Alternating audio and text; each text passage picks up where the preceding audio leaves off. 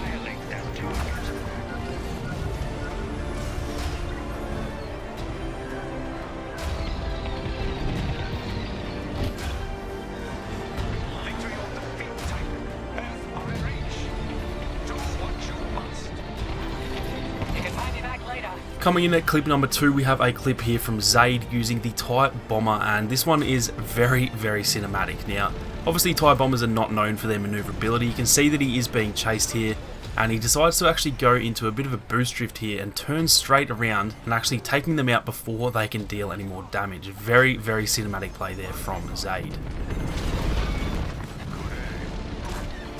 Coming in at the number 3 spot, we have a clip here from YOLO using the TIE Bomber the same as the last clip. Now, this is pretty hard to tell what he's actually doing, but he is being chased and he actually flips his starfighter forward, drops a proton bomb below him, which technically goes horizontally, and it actually gets a kill, which I don't know if you guys know the chances of that happening, but that is not very likely to be pulled off. So it's kind of hard to tell what's going on, but that is an amazing play there from YOLO. Coming in at number 4, we have a clip from Adams Clanker with another really solid little kill streak here using the A-Wing in another game of Dogfight. Now this clip is only about 45 seconds long, I believe, but he actually gets a full squad wipe on his own in this clip, starting off 5-0 to start the round. Now you can even just see throughout the gameplay that he's barely missing any shots here. This one makes me again feel pretty embarrassed to be so bad at the game after just watching someone put on a clinic like this, and I think I definitely need to get out there and get in some practice, because I would love to pull off some awesome clips like this one.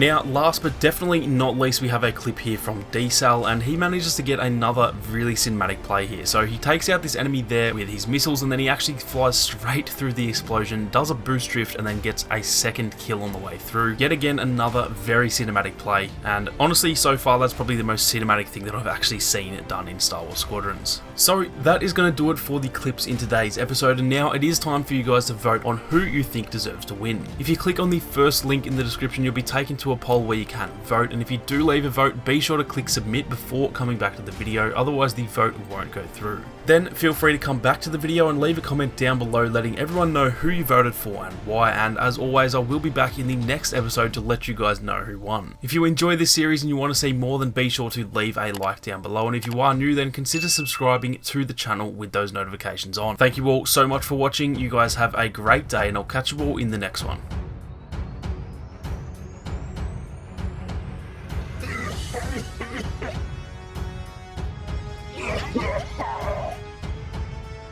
Crush them!